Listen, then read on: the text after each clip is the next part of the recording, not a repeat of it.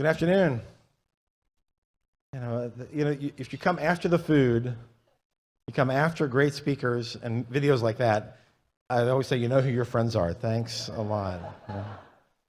My name is Doug Ammar. It's an honor to be here. I'm the executive director of the Georgia Justice Project, and I have 10 minutes, and I have a timer. Every lawyer should have a timer for how long they speak. Otherwise, we will definitely go over.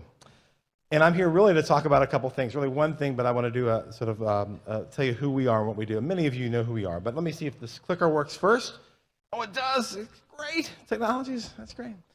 So first of all, it's an honor to be here. Let me just say this. We've been, I and our organization have been big fans of the Gwinnett reentry efforts out here, so you all just doing great work. And Russell, I haven't seen Russell if he's here, but you all just do great work, and we're very glad to be involved with you all for so many years. So we're honored to be here today. But I'm really here today to talk about really one specific thing, and that's the Second Chance campaign. And I want to talk about that, but I'm going to give you some context about how we got there. So the campaign is really an effort to sort of change Georgia law around having convictions on your record. The very thing that Ray just talked about having a conviction and how it shows up every time you apply for a job, every time you apply for housing, we're trying to change that. And it needs to change. And that's what I want to talk about. That's what the campaign's about. So let me just give you a little bit more history about who we are. We're a nonprofit. We've been around for 33 years, 34 coming up this spring. We do really, I'm a three-bucket person. Lawyers, we have to keep it easy because we don't get too confused here. But we do direct service. We're like a holistic private public defender. That's the first thing we've done, and we do that only in Fulton and DeKalb counties primarily. And we've done that for 33 years. And when I say holistic, what that means for us is we have social workers on our team, but we represent people free of charge, no court appointments, no government funding. But if we take you on as a client, we follow you long-term, into prison and afterwards. We help with our clients' families to take them to visit, and reentry has always been part of our work for 33 years or 34 years. So that's the first bucket of our work. The second bucket of our work is also direct service. We are the only group in the state who helps people overcome the impact of a criminal record. Mainly that work has been criminal records related, but we've expanded that work, as some of you know, with our work with the Metro Reentry Facility down in Fulton County, the new prison the DOC has opened up. So I'm more and more calling that work sort of reentry lawyering, removing barriers for people while they're still in, and sometimes obviously when they're out, to help them get back on their feet so they can become effective and productive. And then we do policy work. And for the last 10 or 11 years, right before Governor Deal took office, we started launching our efforts to sort of move the needle in Georgia to make it primarily around reentry or back-end work, focusing on this issue of how hard it is and all the obstacles people have when they get out of jail or prison, or when their case is long over. And in the last 11 or 12 years, I think we've worked on about 19 different laws, a lot with the Criminal Justice Reform Council, some independently, and almost all of those affecting reentry. So that's just sort of who we are. But I need to sort of drill down this for a moment about why is this important.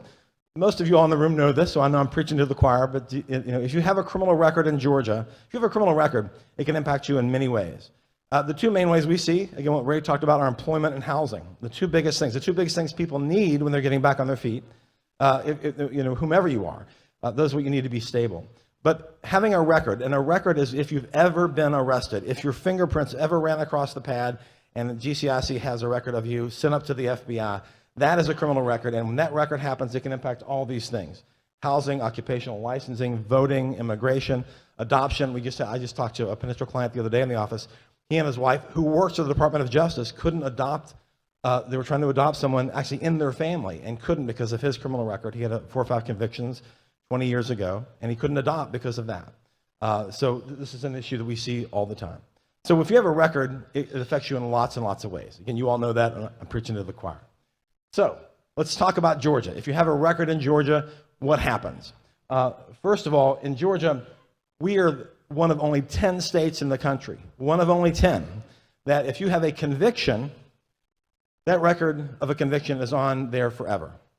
40 other states in the country, some of them moving very aggressively in the last couple of years, some of them in southeastern states like Louisiana and Mississippi and South Carolina and Tennessee and Kentucky, have passed laws that say if you've been convicted, we recognize that. We're not going to get rid of the conviction, but we ought to make it easier for you to get back on your feet if you show you've been rehabilitated. So 40 other states have a process by which you can go to a judge usually the sentencing judge, the DA's office, whatever, different mechanisms, different states, that say one conviction or one part of your life shouldn't determine the rest of your life, right? And so this is what we're trying to move in Georgia. We're trying to get Georgia to catch up to the other 40, and we think, we think it's time. But the idea, again, when I've talked to a number of folks about this, and if there's some legislators in the room, I know I see a few friends, but we're not talking about getting rid of the conviction. What we're really talking about is letting your conviction be expunged through GCIC and giving a judge the opportunity to seal that record so that when folks like Ray walk up and apply for housing, that will not show up every time. If they have been rehabilitated and if a judge agrees, yes, your record shouldn't show up every time. So that's basically the idea of what we're trying to do. We know and we believe this will have a huge impact for those who have been in the system. We talk to thousands of people a year. We work with folks all over the state. We'll be down in Macon on Monday for a big expungement summit. We're working with the DA's office and the solicitor's office there. We're working with the Cobb County effort. I don't know if some Cobb County folks here, one happening in February. But the point is, we talk to thousands of people. We know the barriers, and we know this is an issue. And we represent about 1,000 people a year around the state on this issue. So let me give you some more data to make the point even stronger. This is a graph we show to shock you into submission. I don't know if you've seen this graph. This is a powerful graph. This is just a graph of every state in the country and those under correctional control. Meaning this is who's in jail, prison, probation, or parole. The numbers here are jail, prison, probation, or parole. That's correctional control. Georgia leads the nation on this issue. 1 in 18 Georgians are either in jail, prison, probation, or parole. And you can see, I know you can't read this exactly. We have this back at our table. Dominique back there has this. But the point is this. We are the leader in the country because of probation. You all know, we can talk about this, but I just want you to know that this issue of criminal records, this issue of who's under correctional control, this issue of the impact of the system is massive in this state. And this chart sort of helps reinforce that point. I like to use this chart to make even another point. So this is a chart that says on the left are those who are incarcerated in Georgia. The second is those who are under correctional control, so it adds. So the first one is about 90,000 people-ish. This is rough estimates. I'm not Justice Boggs. I'm not going to give you the exact number as of last week. But here's the thing. Here's the thing. In Georgia, about 90,000 people are in jail or prison.